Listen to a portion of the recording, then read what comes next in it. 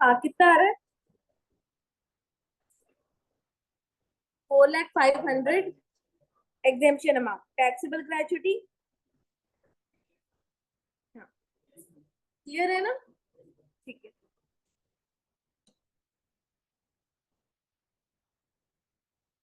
चलो।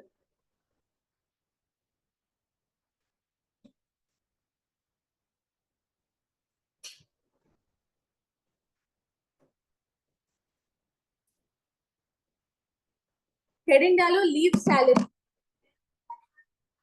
वो मैं तो आज भेज दूंगी, आज बना लेना।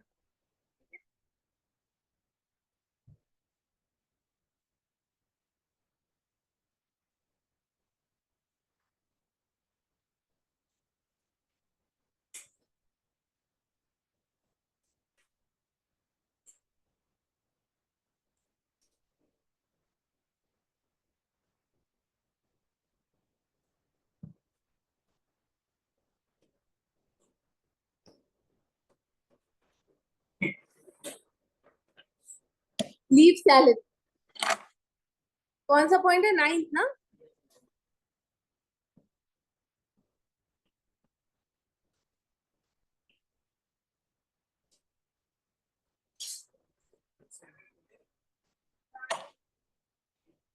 अरे 8th और 7th और 8th का भी तुम लोग को चार्ट बनाना है ना, इसीलिए जगह छोड़ी हुई है ना ग्रेचुटी के चार्ट के लिए और पेंशन के चार्ट के लिए।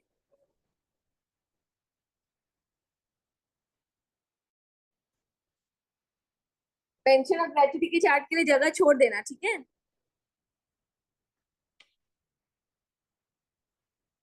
चलो, अब लीव सैलरी क्या होती है कि जैसे मान लो कि मुझे साल में 13 छुट्टियां मिलती है, ठीक है? पेड लीव्स कि मतलब मैं छुट्टी भी ले लूंगी और मेरी सैलरी भी नहीं कटेगी, ठीक है? पर मैंने छुट्टी नहीं ली। अब छुट्टी नहीं ली तो मेरी जो छुट्टियां हैं, ऐसा देखा जा सकता है ना कि मैंने फिर वो एक्स्ट्रा काम किया 13 दिन का, राइट? क्योंकि वो तो मैं छुट्टी पे ही रह सकती थी और मेरे को पैसा भी मिलता है उसके लिए, राइट? बट मैंने तो उस टाइम काम किया, तो वो छुट्टियां इकट्ठी होती जाती है, ठीक है? स्पेशली गवर्नमेंट सेक्टर में इकट्ठी होती जाती है, प्राइवेट वाले इकट्ठी नहीं करते हैं बहुत जगह। वो इकट्ठी होती जाती है और क्या होता है कि जब आप रिटायर होते हो तो जितनी भी छुट्टियां आपने नहीं ली है, पेड लीव्स, उतने के बदले में आपको क्या मिल जाता है? पैसा। समझ में आया? ठीक है, तो that is encashment of unutilised leaves, है ना? तो इसमें यहाँ ब्रैकेट में ऐसे लिख लो, एनकैशमेंट ऑफ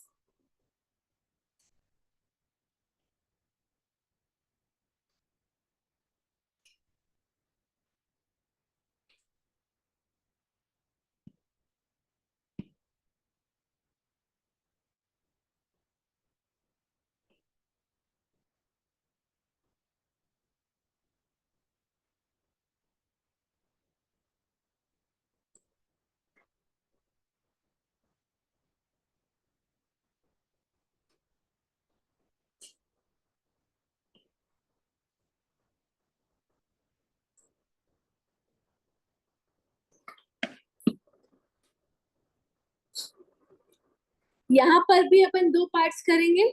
अगर ड्यूरिंग द सर्विस आपने एनकैश करवाई है तो फुली टैक्सेबल है, but at the time of retirement अगर एनकैश करवाई है तो आपको एग्जेम्पशन मिलता है, ठीक है? समझ में आया? तो अपन इसका चार्ट जैसे अपन वैसे समझाया था ना ऊपर ग्रेचुटी का, वैसे ही इसके भी 3 पार्ट्स होंगे, 2 पार्ट्स होंगे, फिर 2 और होंगे, ठीक है? क्या है देखो, अगर ये रिसीव्ड ड्यूरिंग एम्प्लॉयमेंट है,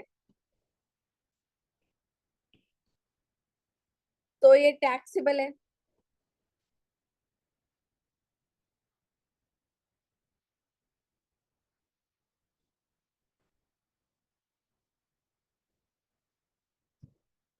तो ये टैक्सेबल है, ठीक है। बट अगर ये received at the time of retirement है, ठीक है? तो मैं इसके दो पार्ट्स कर रही हूं। अगर ये गवर्नमेंट एम्प्लॉय को मिली है, हाँ बिल्कुल सही, तो ये क्या है, फुली एग्जेम्प्ट है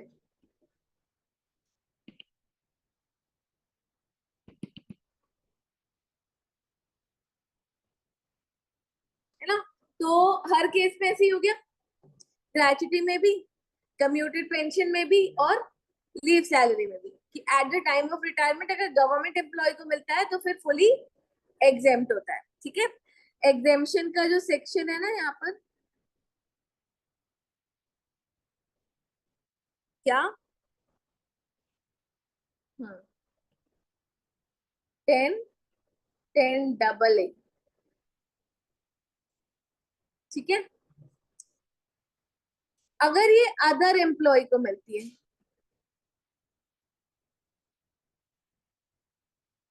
तो बेटा तीन चीजें देखेंगे, तीन नहीं मतलब चार चीजें देखेंगे यहाँ तो, चार चीजें देखेंगे, उसमें से विच एवर इज लोअर देखेंगे, ठीक है।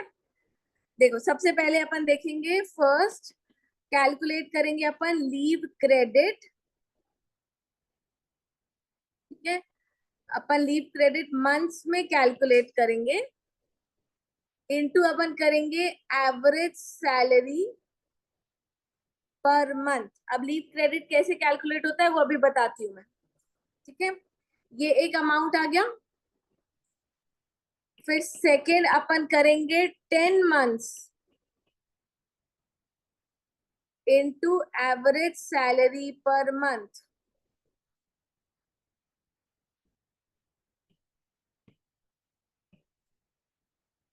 थर्ड अपन करेंगे actual amount received,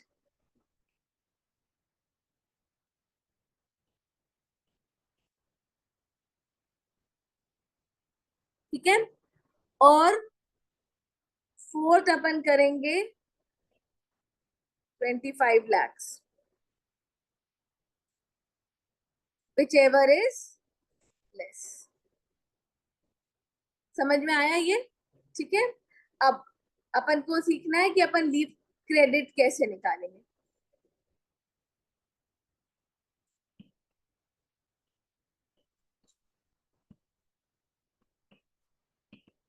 leave credit मतलब leave allowed minus leave taken. 13 छुट्टियां थी एक साल में मेरे पास, है ना, ऐसे तो हर साल की एक्यूमुलेट होती गई होगी। अब उसमें से जितनी ले ली वो क्या करेंगे, माइनस करेंगे। बट ये जो लीव अलाउड है ना, ठीक है, वो अपन मैक्स ले सकते हैं 30 days for every completed year, इससे ज्यादा नहीं ले सकते।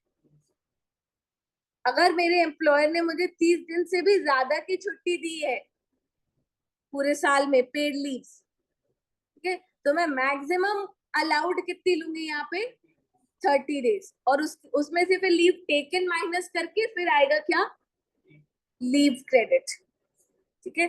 समझ में आया। अब इसको जितना भी लीव क्रेडिट आएगा इन नंबर ऑफ डेज, इसको मंथ्स में कन्वर्ट कर लेंगे, और फिर अपन इनटू कर देंगे एवरेज सैलरी पर मंथ से। समझ गए क्या, करके देखेंगे अभी अपन। एवरेज सैलरी पर मंथ कैसे निकलेगा यहाँ पर,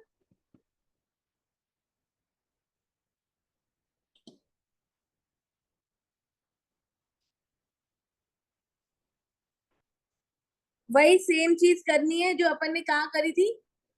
एवरेज सैलरी कहाँ निकाली थी अपन ने, ग्रेचुटी में, है ना। अपन करेंगे average basic salary of last 10 months,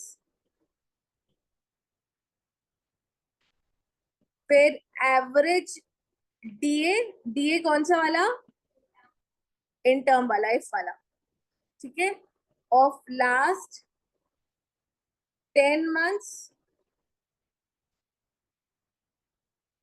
and average turnover के बेसिस पर क्या लेना है, कमीशन लेना है ऑफ लास्ट 10 months।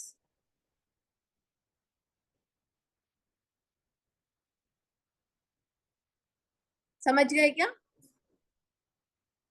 चलो इसको अभी तुरंत ही बना लो तुम लोग।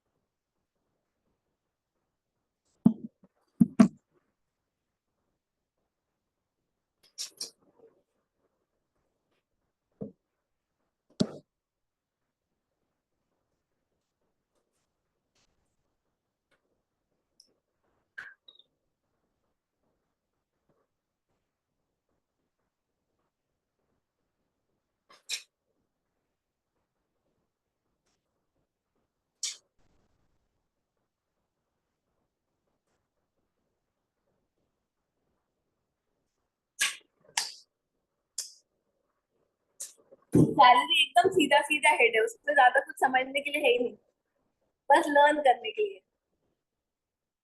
लिमिट्स हैं बहुत सारी हर जगह पर, कि इतना अमाउंट टैक्सेबल, इतना अमाउंट एग्जेम्प्ट, बस वो सारी लिमिट्स तुम लोगों को बार बार रिवाइज करनी पड़ेंगी ताकि याद रहे।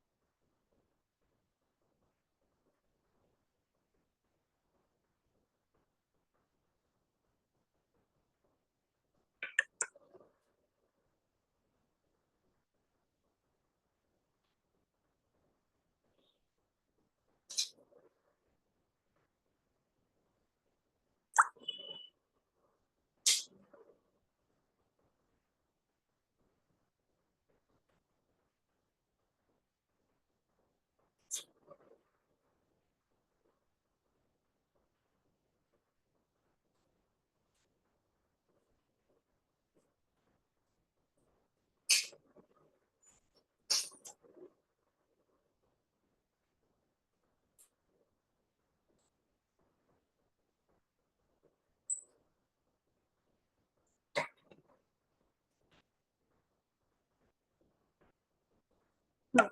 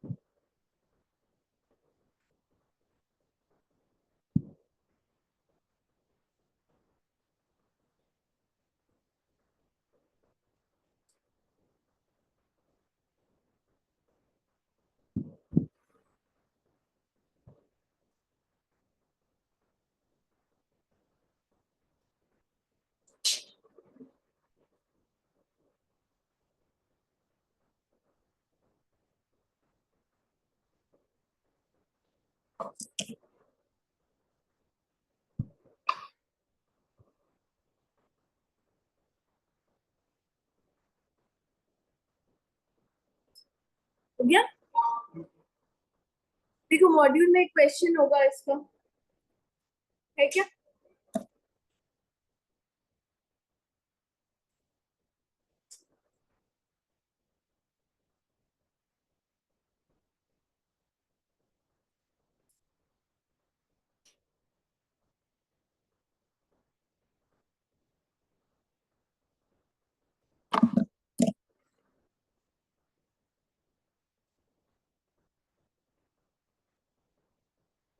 In cash.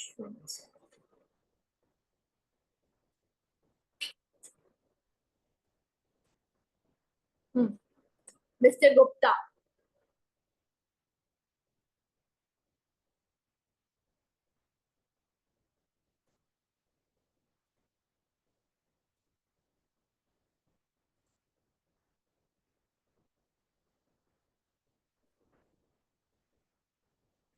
फोन में खोल लो मॉड्यूल।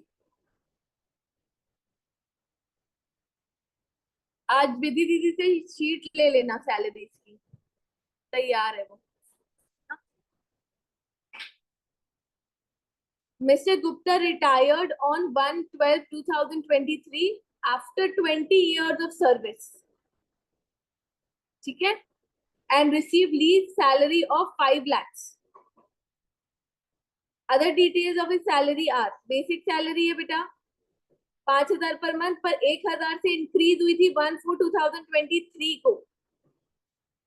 ठीक है? Dearness allowance 3,000 है, 60% of which is forming part. ठीक है? तो 3,000 का 60% है इफ वाला डीए, है ना? कमीशन है 500 रुपए पर मंथ। क्या ये टर्नओवर के बेसिस पर है? नहीं। बोनस है 1,000। Leave availed during service is 480 days. He was entitled to 30 days leave every year. ठीक है? 20 साल की सर्विस की है बेटा उसने। You are required to compute his taxable salary assuming government employee है, फुली एग्जेम्प्ट, और नॉन गवर्नमेंट एम्प्लॉय तो कैलकुलेट करेंगे। चलो करेंगे साथ में calculate.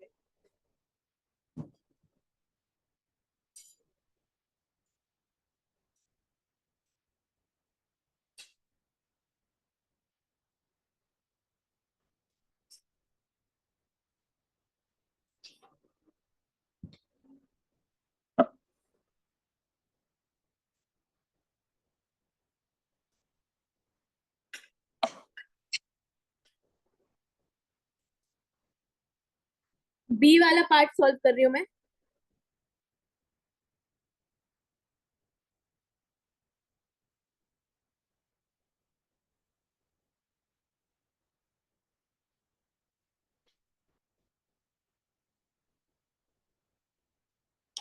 He is not a government employee, है ना। सब कैसे सॉल्व करते हैं अपन? सबसे पहले अपन लिखेंगे leave salary received,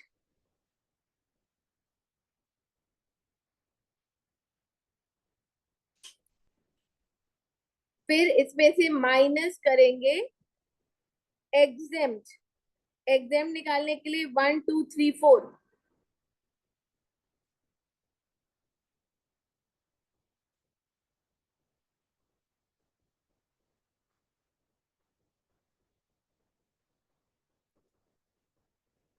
leave credit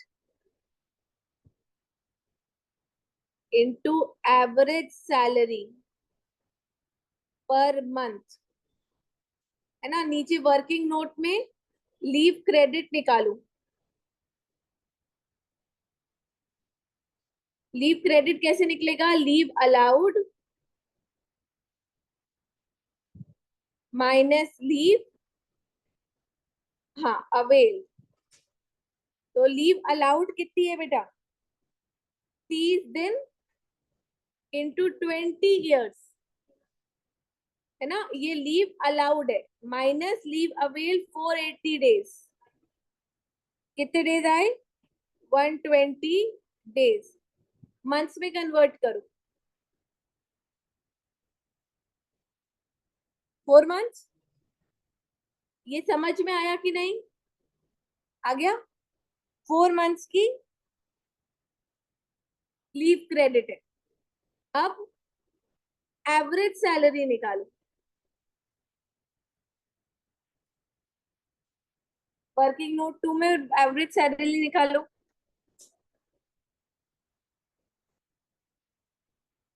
सबसे पहले एवरेज बेसिक सैलरी निकालो।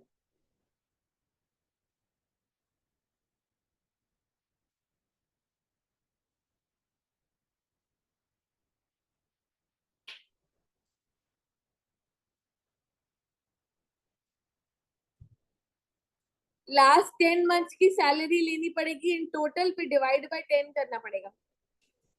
पहले तुम लोग ट्राई करो, फिर बताती हूँ मैं सही है कि नहीं। सिर्फ एवरेज बेसिक सैलरी मुझे बताना, ठीक है।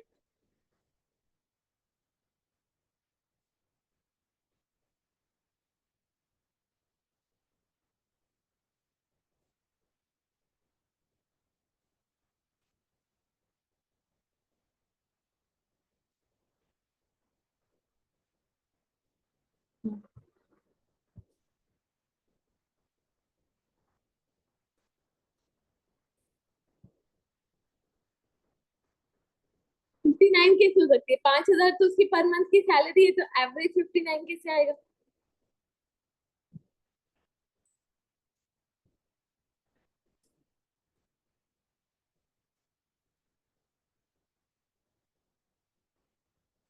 1,000 से इंक्रीज हुई थी 1/4/2023 को, मतलब उसके पहले 4,000 थी। देखो, अभी नवंबर तक काउंट करनी है अपन को सैलरी, है ना। नवंबर तक 10 महीने कहाँ से काउंट करोगे? अप्रैल से 10 महीने हो जाएंगे।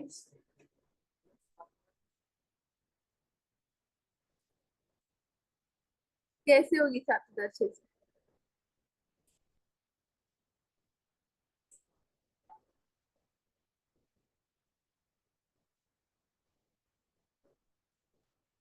अप्रैल मई जून जुलाई अगस्त सितंबर अक्टूबर नवंबर, ये तो 8 ही महीने होते हैं ना बेटा। तो कब से काउंट करोगे? फेब्रवरी मार्च। हाँ, टोटल बता रही हूँ। हाँ, फेब्रवरी मार्च से काउंट होगी ना। फेब्रवरी मार्च अप्रैल मई जून जुलाई अगस्त सितंबर अक्टूबर नवंबर, 10 महीने। अब देखो, फेब्रवरी और मार्च की सैलरी कितनी थी? 4,000 इंटू 2। और फिर अप्रैल से लेकर नवंबर तक उसकी सैलरी कितनी थी? 5,000 इंटू 8। ये कितनी हुई? 8,000। ये कितनी हुई? 40,000। तो कितनी हो गई? 48,000। 10 महीने की सैलरी डिवाइड बाय 10, तो 4800। डीए तो चेंज हुआ ही नहीं बेटा, डीए तो चेंज हुआ ही नहीं। तो 3,000 इंटू 60% करो, 1800। कमीशन टर्नओवर वाला नहीं है तो नहीं लेंगे। तो कितनी हो गई?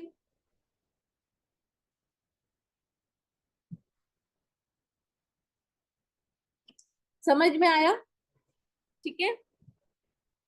जिस मंथ वो दिसंबर में रिटायर हुआ है तो नवंबर तक काउंट करेंगे, है ना। नवंबर तक 10 महीने कौन से हैं वो देख लो, और चेंज हुई है सैलरी तो उसके हिसाब से। चलो वापस आओ कैलकुलेशन में, ये दोनों बना लिए ना वर्किंग नोट। ऊपर आओ। 4 months इंटू 6600 कितनी होती है?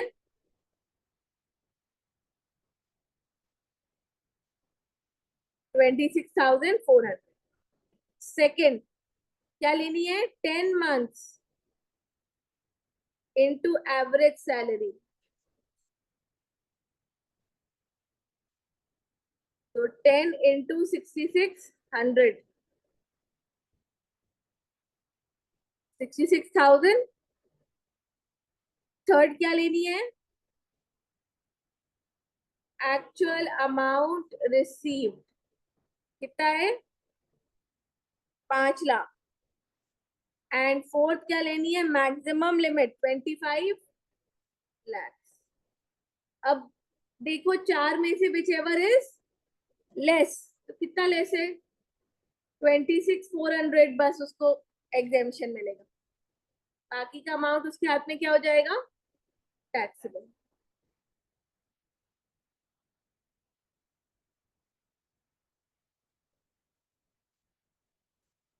कितना टैक्सेबल हो रहा है?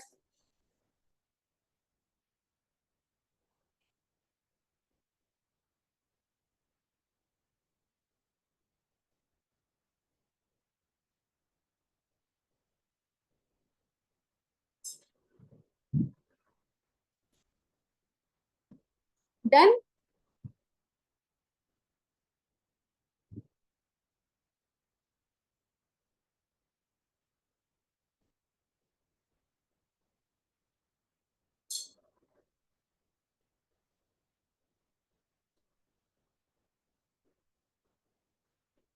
चलो आगे बढ़ने से पहले एक क्वेश्चन और लिखो।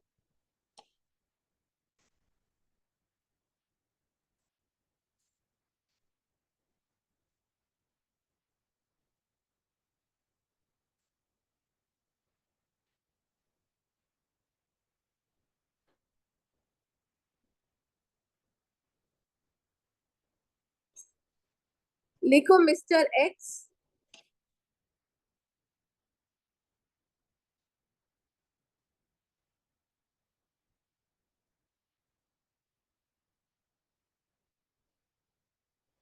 Mr. X retired from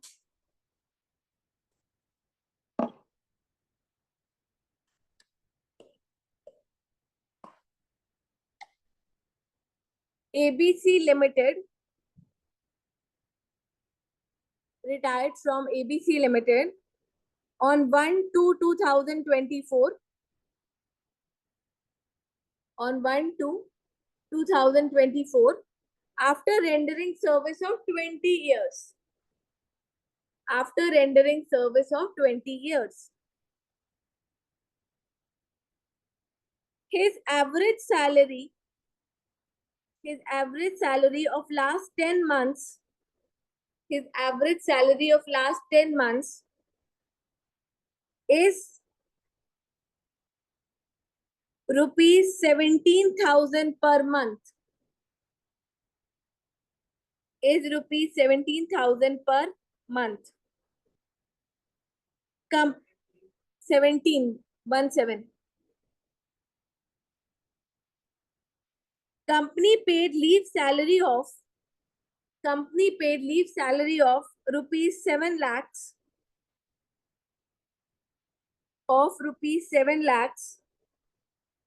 for the leave credit of 12 months.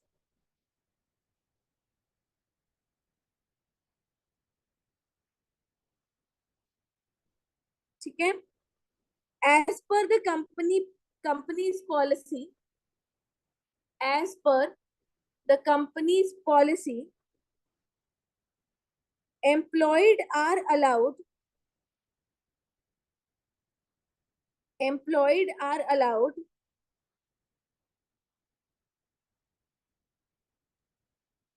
1.5 months leave 1.5 months leave for every completed year. For every completed year.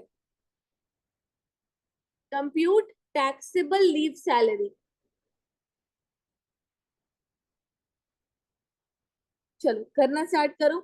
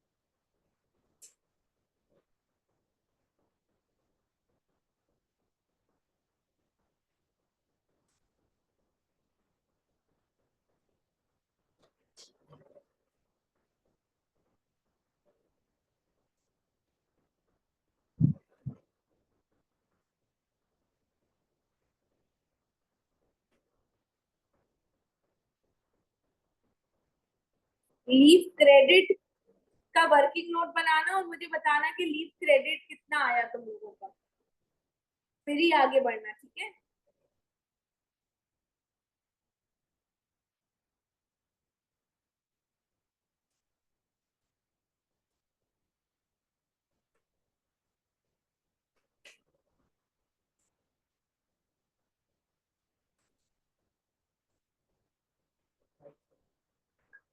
क्या 5?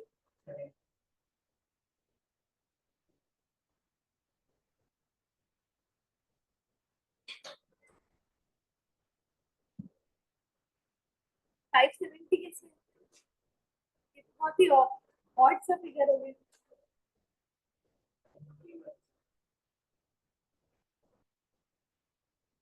लीव अलाउड नहीं बेटा, लीव क्रेडिट पूछ रही हूँ मैं.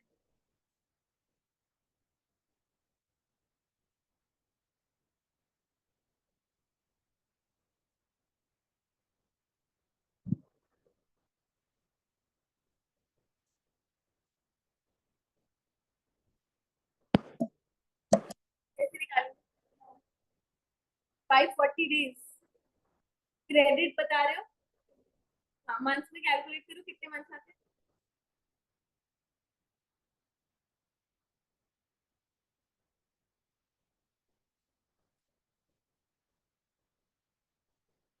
ये 18 मंथ्स क्या है? लीव टेकन है ना. और लीव क्रेडिट कितना आएगा?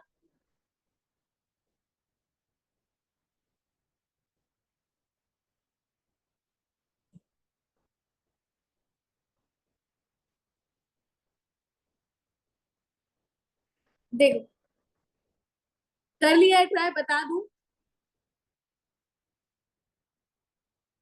हाँ, भव्य आधा सही कर चुकी है। तुम लोगों का कितना क्या आया ये बताओ, फिर देखते हैं। हो सकता है आधे तक पहुंच गए हो।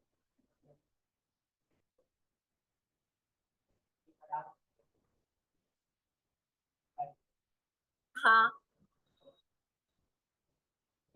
लीव अवेल नहीं पता ना हमें। सबसे पहले तो लीव अवेल ही निकालना पड़ेगा। समझ रहे हो, हमको लीव अवेल नहीं पता। तो सबसे पहले तो हमको क्या निकालना पड़ेगा? Leave avail. फिर हम इनकम टैक्स के हिसाब से निकालेंगे लीव क्रेडिट। देखो, लीव क्रेडिट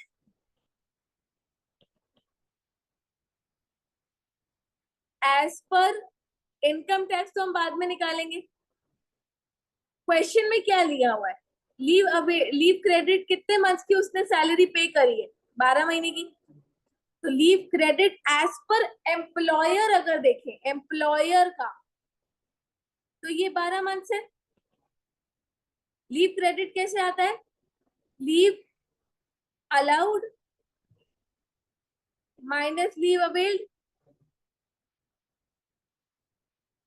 अब लीव अलाउड हमें पता है एज पर एम्प्लॉयर अगेन, और हमको लीव अलाउड नहीं पता। तो सबसे पहले तो हम एम्प्लॉयर का डेटा लेकर लीव अवेल निकाल लेते हैं। फिर हम इनकम टैक्स के हिसाब से निकालेंगे लीव क्रेडिट। लीव अलाउड कितना है? 540 आएगा। उसको मंथ्स में कन्वर्ट करो। लीव अलाउड कितना है? मैं सीधे मंथ्स में ही निकाल रही हूँ। 20 साल इंटू 1.5 मंथ्स लीव अलाउड है। लीव अवेल हमको नहीं पता, राइट? तो ये कितना हुआ? 20 into 1.5, 30। 12 months in 30 months minus leave availed. We don't know leave availed, तो लीव अवेल्ड कितना किया उसने?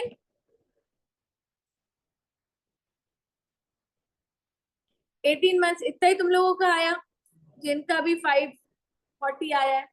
18 मंथ्स आया, ये ठीक है। ये इतनी उसने लीव अवेल करी। पर बेटा, ये 18 मंथ्स, ये 12 मंथ्स का जो क्रेडिट है, ये 1.5 मंथ्स को लेकर है। हमको अब 30 डेज के हिसाब से कैलकुलेट करना है, राइट? तो हम कैसे करेंगे? Leave credit as per income tax निकालेंगे हम। उसमें हम लीव अलाउड कितनी कर सकते हैं? 30 डेज को हम 1 मंथ ले सकते हैं, क्योंकि हमको डिवाइड बाय 30 करना पड़ेगा मंथ्स में कन्वर्ट करने के लिए। तो 1 month into 20 years, that is leave allowed as per income tax. यहाँ उसने 1.5 दिया था, माइनस लीव अवेल्ड 18 मंथ्स। मैंने सीधे मंथ्स में ही ले लिया, तो लीव क्रेडिट कितना होगा?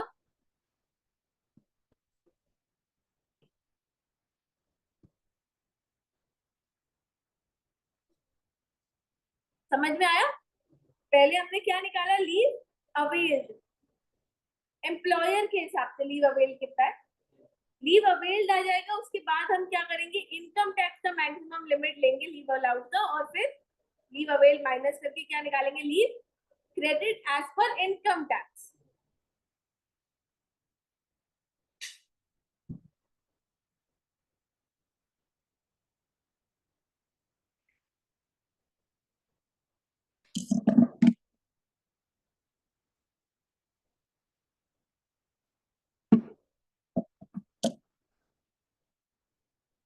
चलो, अब तुम लोग का लीव क्रेडिट आ गया है, एवरेज सैलरी दी हुई है। टैक्सेबल अमाउंट निकाल के बताओ।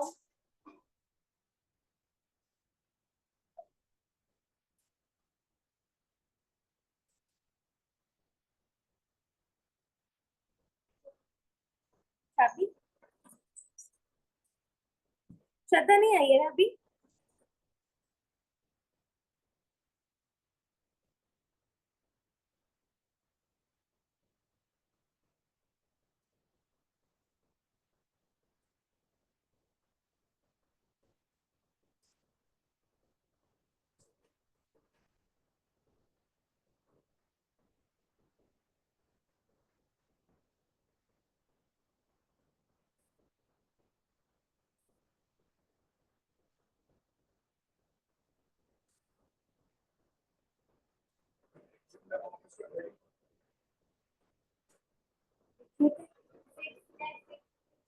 $34,000 $6,66,000, ठीक है।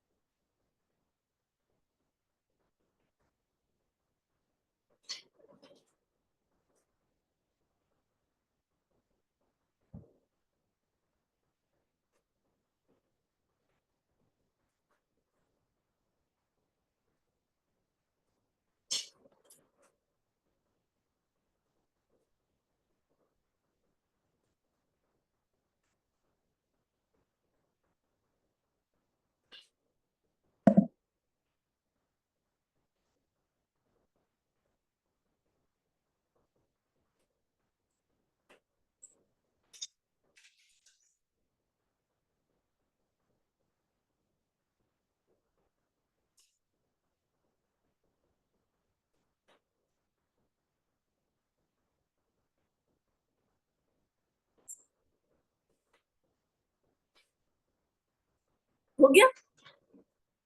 चलो नेक्स्ट टॉपिक पे चलते हैं, है ना। ये कौन सा पॉइंट था अपना? Point number 9। पॉइंट नंबर 10 लिखो, अलाउंसेस। अलाउंसेस बहुत सारे हैं, एक एक करके सारे डिस्कस करेंगे, ठीक है।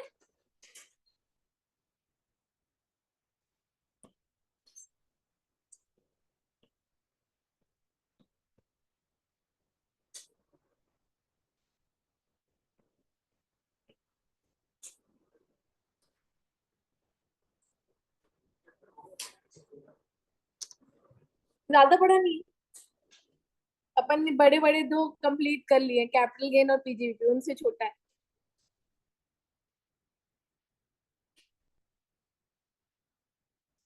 बस अलाउंसेस है, उसके बाद परक्यूजिट्स। परक्यूजिट्स में थोड़ा सा टाइम लगता है क्योंकि वो ज्यादा है। बस फिर रिटायरमेंट बेनिफिट तो अपन ने दो तीन डिस्कस कर ही लिए, पीएफ के डिटेल, पीएफ का डिस्कशन है, खत्म फिर चैप्टर।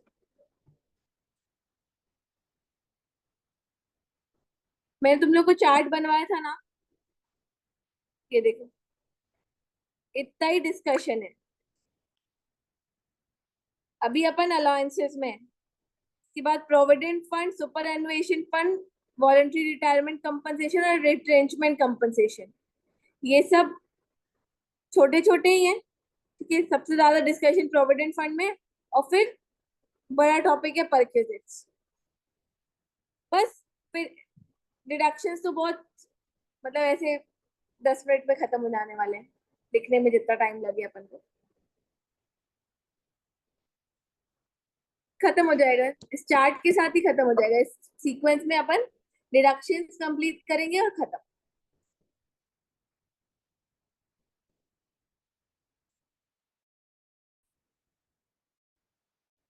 चलो, अलायंसेस में सबसे पहले तो अपन डिस्कस करते हैं फर्स्ट, HRA। अलायंसेस क्या होते हैं समझना। आपको कोई भी खर्चा करना पड़ रहा है एक्स्ट्रा, ठीक है, उस खर्चे को बेयर करने के लिए एम्प्लॉयर आपको पैसे दे रहा है। आपको किराए के घर पे रहना है, किराया आपके लिए खर्चा है, तो किराए को बेयर करने के लिए, रेंट को बेयर करने के लिए आपको हाउस रेंट अलाउंस मिल रहा है, HRA। आपको यूनिफॉर्म खरीदने के लिए बोल रहा है एम्प्लॉयर, आपको यूनिफॉर्म खरीदनी पड़ेगी, मेंटेन करनी पड़ेगी, साफ रखनी पड़ेगी, उसके लिए खर्चा होगा, उसके लिए यूनिफॉर्म अलाउंस दे रहा है। आपके बच्चे स्कूल में पढ़ रहे हैं तो उसका खर्चा हो रहा है, ठीक है। तो एजुकेशन अलाउंस मिल रहा है, हॉस्टल में रह के पढ़ रहे हैं तो हॉस्टल अलाउंस मिल रहा है। समझ में आया? अलग अलग खर्चे बेयर करने के लिए आपको क्या मिल रहे हैं? पैसे मिल रहे हैं। ठीक है। अब जो पैसे आपको मिल रहे हैं उसमें से कुछ अमाउंट आपका एग्जेम्प्ट हो जाएगा कहीं कहीं पर, और बाकी अमाउंट क्या हो जाएगा?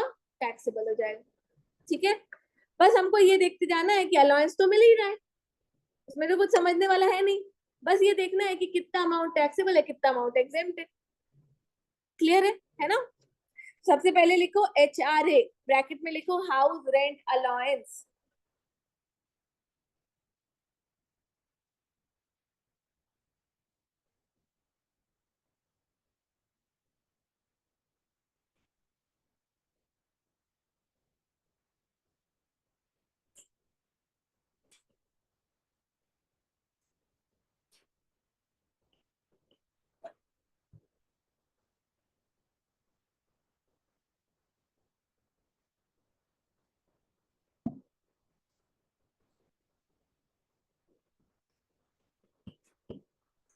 तीन पॉइंट्स हैं, तीनों में से विच एवर इज लेस करेंगे तो एग्जेम्प्ट अमाउंट आएगा। जितना मिल रहा है उसमें से ये तीन में से which ever is less is exempt. ठीक है। अब कितना एग्जेम्प्ट है बेटा? सबसे पहले लेंगे 40% या 50% ऑफ सैलरी। ठीक है। अब 40% और 50%, कब 40 और कब 50? यहाँ लिख देती हूँ। 50% इन केस अगर आप मेट्रो सिटी में हो।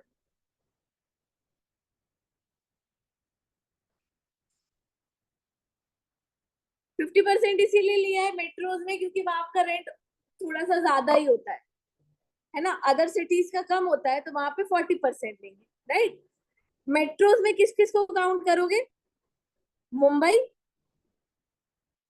दिल्ली, ठीक है, कोलकाता और चेन्नई। ठीक है, पूरे पूरा नाम लिख लिया, मुंबई, दिल्ली, कोलकाता, चेन्नई। 40% लोगे in case of other cities.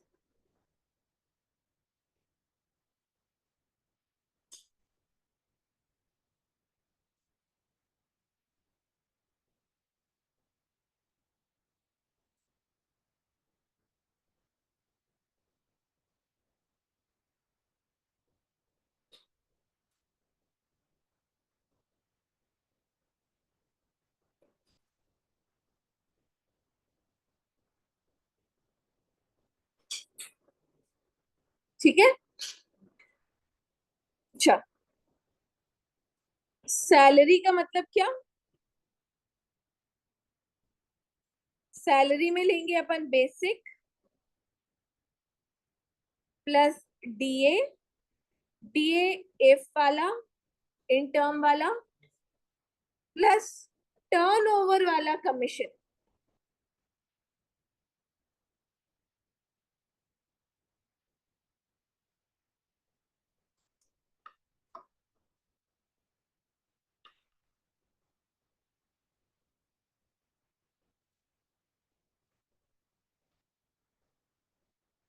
Second में लिखेंगे एक्चुअल अमाउंट रिसीव्ड।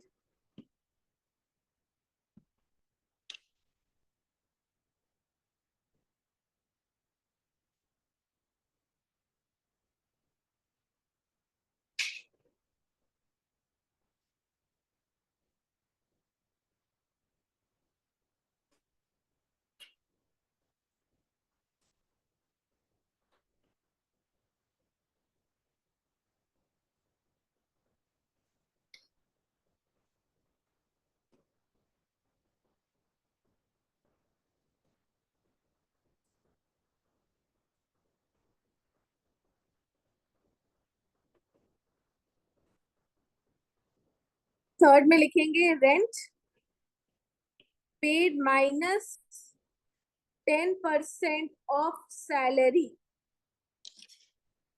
सैलरी का मतलब यही है। ठीक है।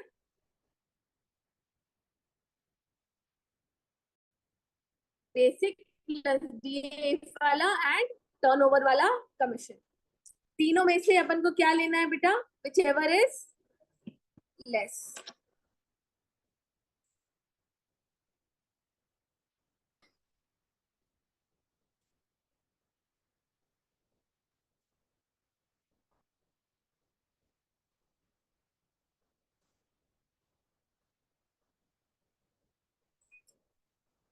ठीक है, क्लियर है? हाँ,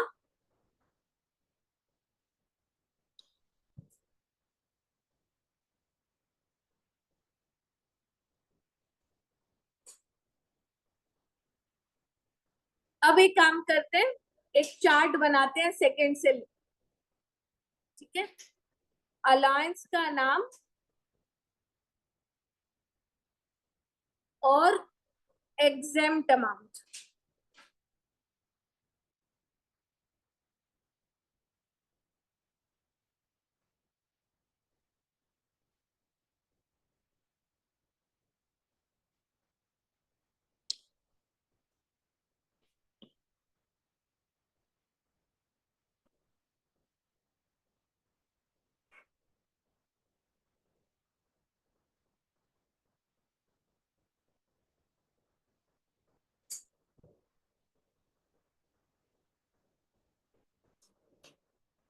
1014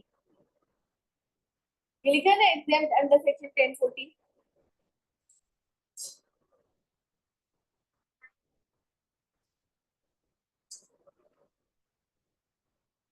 टाइम क्यों?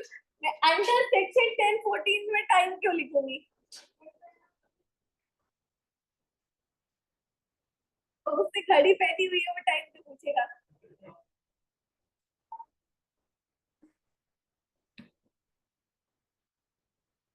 बिल्कुल सही लिया।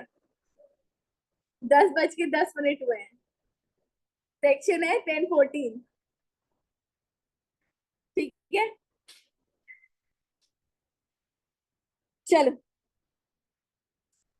इसमें लिखो सबसे पहले children education alliance.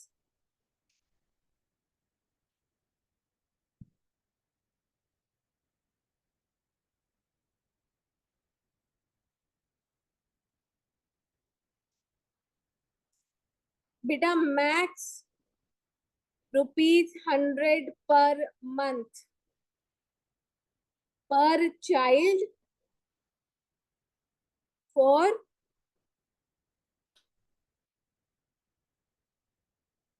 Max 2 children, ऐसे कर लेते हैं, फॉर मैक्स 2 चिल्ड्रन।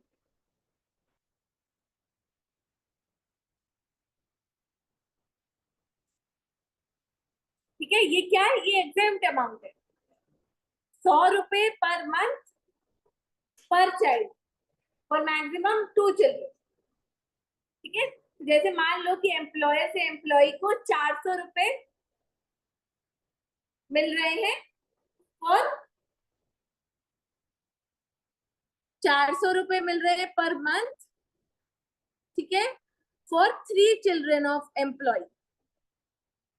तो कितने मिल रहे हैं? 400 × 12 × 3, इतना अमाउंट मिल रहा है। कितना हुआ ये? पर एग्जाम कितना होगा? Maximum 100 per month into 2 children. Maximum 2 बच्चों के लिए एग्जामेशन मिलेगा।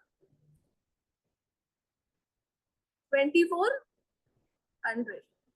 ये माइनस करके बाकी का अमाउंट क्या है? टैक्सेबल है बेटा। समझ में आया? 12,000 उसके हाथ में क्या हो जाएगा? Taxable salary. क्लियर है? पक्का? चलो,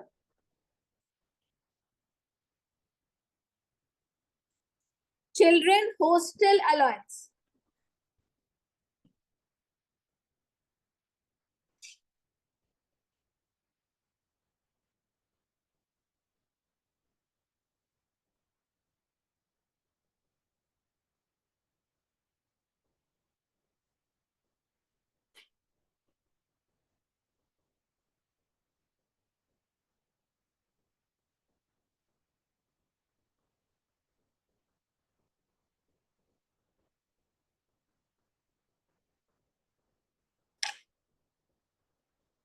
₹300 पर मंथ पर चाइल्ड फॉर मैक्सिमम 2 चिल्ड्रन।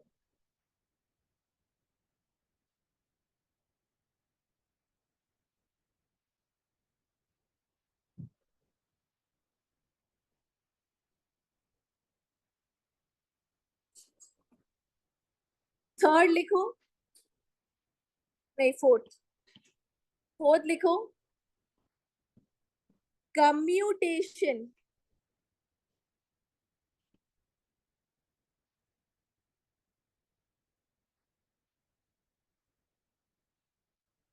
ठीक है, इसको ट्रांसपोर्ट अलाउंस भी बोल सकते हैं।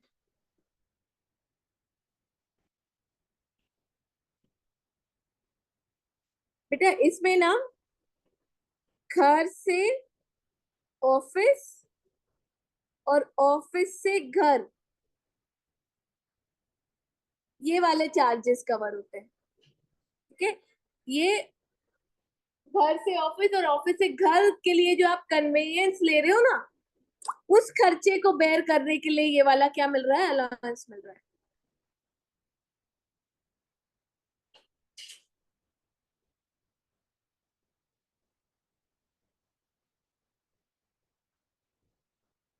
मैक्स ₹3200 पर मंथ, ब्रैकेट में लिखो in case of blind, deaf and handicap.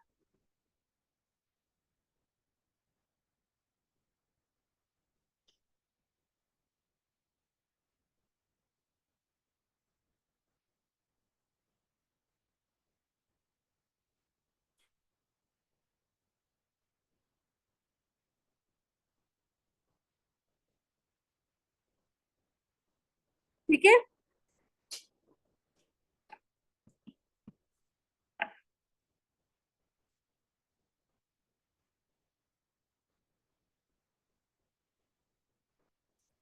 लिखो ट्राइबल एरिया अलाउंस।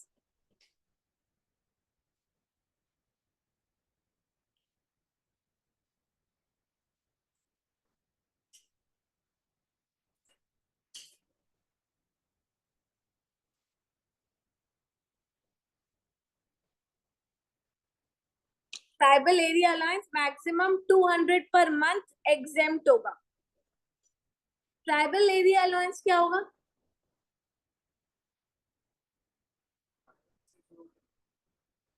एरिया है,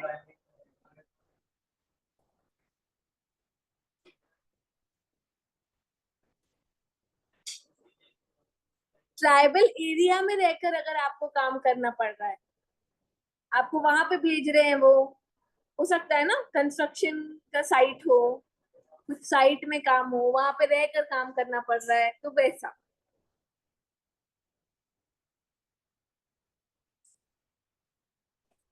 सिक्स लिखो, allowance for employees,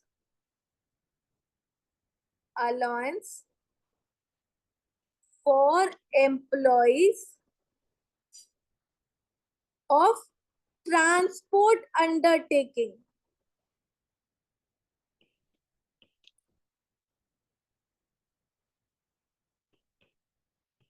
of transport undertaking.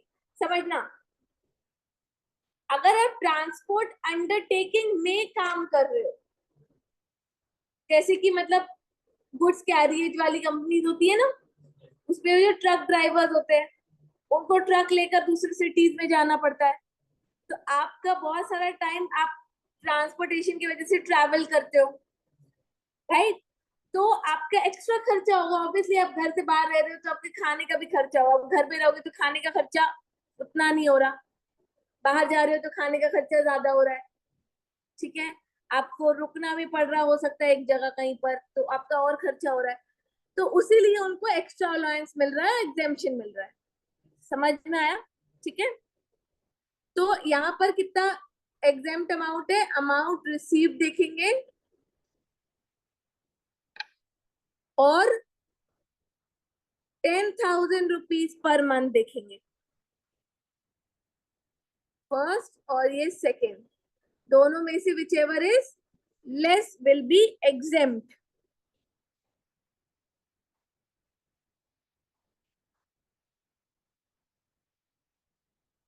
हाँ, सॉरी 70% लिया, इंटू 70% कर दो इसको.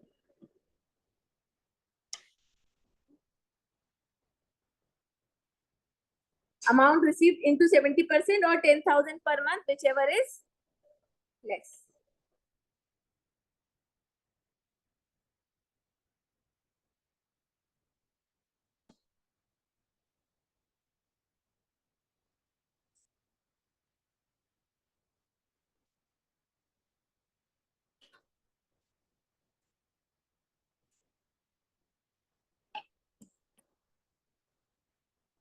सेवेंथ में लिखो ट्रैवलिंग और टूर अलाउंस, और एट्थ भी साथ ही में लिख लो कन्वेयंस अलाउंस.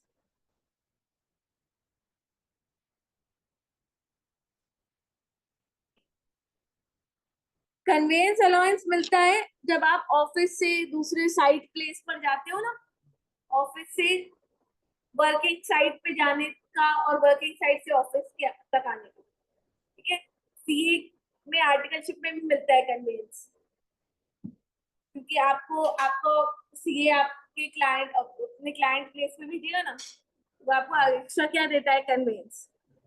इन दोनों केसेस में exempt amount is amount spent.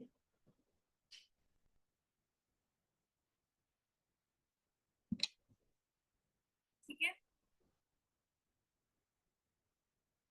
जितने भी लोग ट्रैवलिंग और टूर वगैरह में जाते हैं ना, ऑफिस से ऑफिस टूर पे भेज रहा है, ऑफिस अपने काम से बाहर भेज रहा है, वो बिल लगाते हैं कि हमारा इतना इतना खर्चा हुआ. ठीक है, अब अगर गाड़ी से गए थे तो इतने का पेट्रोल डलवाया हमने, अगर हम ट्रेन से गए थे तो इतनी की टिकट लगी, इतने का होटल का बिल लगा, इतने का खाने का खर्चा लगा, वो सब बिल इकट्ठे करते हैं और लगा देते हैं. उनको उतना ही मिल जाता है और उतना ही क्या हो जाएगा, एग्जेम्प्ट हो जाएगा. ठीक है, क्योंकि ये देखो लॉजिकली सोचो, ये तो एम्प्लॉय का खर्चा है भी नहीं, ये तो ऑफिस का ही खर्चा है, ऑफिस को ही बेयर करना चाहिए, तो ये एम्प्लॉय के हाथ में टैक्सेबल होना भी नहीं चाहिए. हाँ, अगर उसका अमाउंट स्पेंड से ज्यादा उसको मिल रहा है, जैसे उसने अमाउंट स्पेंड कितना किया, 1,000 रुपए मान लो, और उसको मिल 1,200 रहे, तो 200 रुपए उसके हाथ में क्या हो जाएंगे, सैलरी एंड में टैक्सेबल हो जाएंगे. बट ऐसा कभी कोई दिखाएगा नहीं प्रैक्टिकल लाइफ में.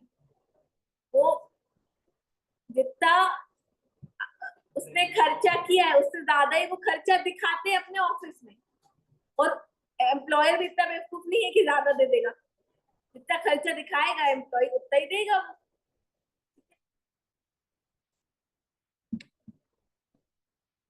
चलो,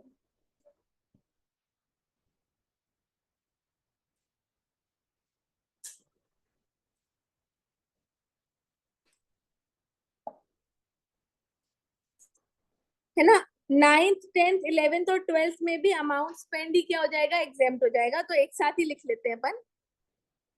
एक्चुअली इसको मैं बड़ा कर दे रही हूँ, तुम लोग अलग से लिखना चाहो तो अलग से कर लेना. ठीक है, पूरा ऐसे कर दिया मैंने. इसमें क्या क्या आ रहा है, यूनिफॉर्म,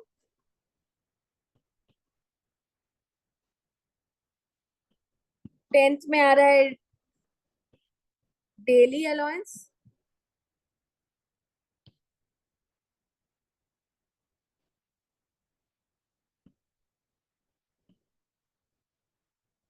हेल्पर अलाउंस, ये हेल्पर लिखा है,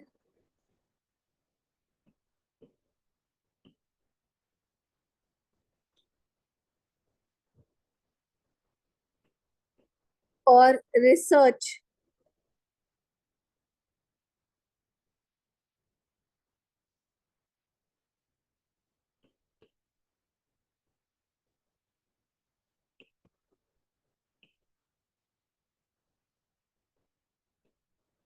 एकेडमिक अलाउंस भी बोल सकते हैं इसको।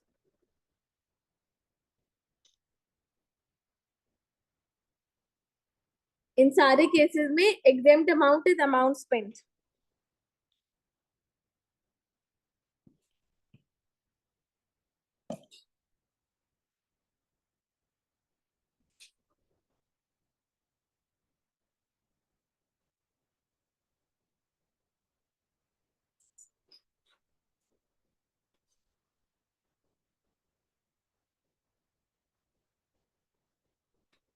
एक और बचा है 13 नंबर पे,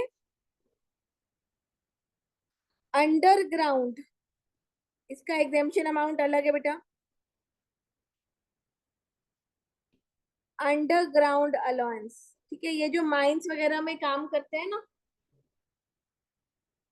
उनके लिए है specifically. Max ₹800 per month exempt amount है।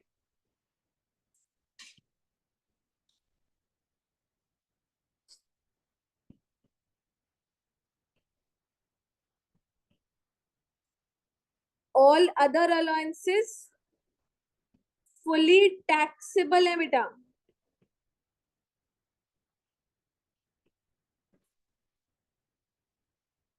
इन 13 को छोड़कर बाकी सब में कोई एग्जेम्पशन नहीं है।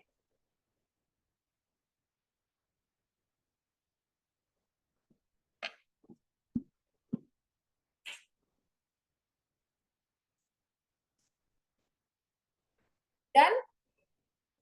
ये लिमिट्स अलाउंसेस की रिवाइज करके आना, ठीक है, फिर अपन इसकी क्वेश्चंस करेंगे मंडे को।